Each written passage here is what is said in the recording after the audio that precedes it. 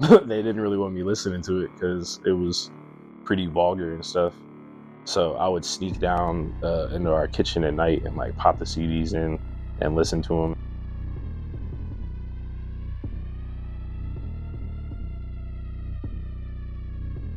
So I wanted something that was like very abrasive but also pretty at the same time. So that was really what I was going for. It was inspired kind of heavily by Cherry Bomb by Tyler as well. So that was kind of the blueprint in a sense.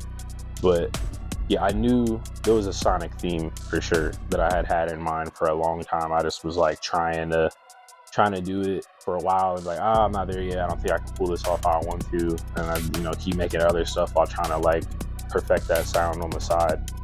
But yeah, overarching sonically, there definitely was a theme for sure.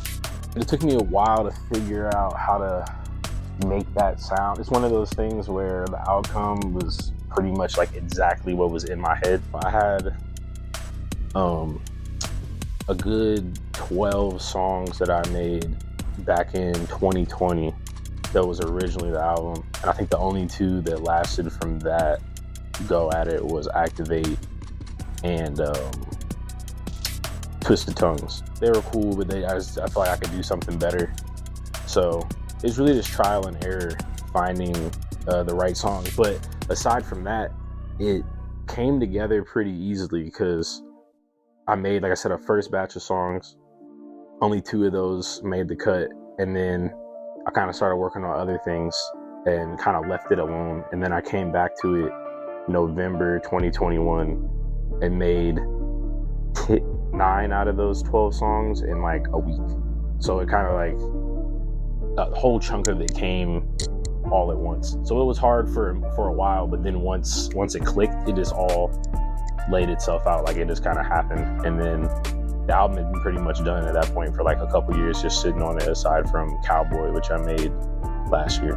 But it came fairly easy. Wasn't too many hiccups. Honestly, it's a lot of the album. If something I makes an album, I probably have like an aha moment when I made it. Like, yeah, because I'm very selective about what goes on a project. The song Grid Racer was one that I was like, when I made it, I was like, this is really good. And same with Poseidon. That's another one that like, and that's an old song, and my friends have been begging me to put that out for years. They've been like, please drop that song. So those 2 were ones where I just was like, oh yeah. My parents had a pretty nice CD collection of just like 90s rap, and they played a lot of funk and soul. My mom loves Prince, Tina Marie, Erykah Badu, just a lot of soulful stuff. And they liked Funkadelic, Ohio Players, a bunch of that kind of stuff. Like I said, their rap CD collection was crazy, but I was so young, and they didn't really want me listening to it because it was pretty vulgar and stuff. So I would sneak down into our kitchen at night and like pop the CDs in and listen to them and stuff, and just like soak that all in. And I remember they had AT Aliens by Outkast specifically that just like blew my mind. I think video games too, like I got into a lot of like punk and thrash stuff from like playing Tony Hawk games, like jungle and breakbeat stuff from like early PlayStation games, rap stuff from like basketball game soundtracks, electronic music from like SSX3. So I don't know, I picked up these little nuggets of like inspiration my whole life, and I just always been into it, just paying a lot of attention to sounds. I have ADHD, so I'm kind of all over the place. Growing up, I would have these phases, like I'd be really into this, and then for a few months, then I'm off of that. Like I don't care about it at all. Now it's this, now it's this, now it's this. But music's like the one thing that I don't think my attention has never gone away from it. So it just comes down to the beat. Like the song that Noah and Major and Rascals on, I had made that beat like a year and a half maybe before we even recorded that. And when I made the beat, I knew I wanted Noah on it because it reminded me of a song that he has already called Elm, and the beat kind of reminded me of that.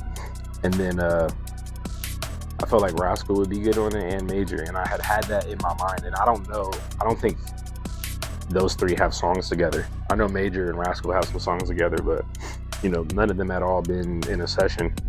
And I just was trying to figure out a way to get all of them on there. And one day, Leo, that's on Idaho, he came over and brought Rascal with him. And then they ended up going to a concert or something. And then I came up to meet up with them after the show, and there were just tons of other artists from around here that was all there together. And I lived down the street from the venue. So we all just ended up going back to my place, and I was like, look, I have this beat that like I've wanted y'all on for a long time, and we made it. And it was exactly how I envisioned it. I have another album this year that I'm planning on dropping in August if everything works out. The cover's in production right now, and got a couple features to do and a couple more little details to finish out. And then after that, I have another album coming this year. So I'm planning on dropping 3, including Allstar, if everything goes as planned. It'll be 3 completely different sounds. That's when I kind of set the tone that I don't have one set thing that you should really expect. I just kind of want to keep the ball rolling with just different stuff, keep people on their toes. So yeah, I got a lot of new stuff coming, some features. I've been producing for other people. So yeah, it's a lot this year. It'll be a busy year.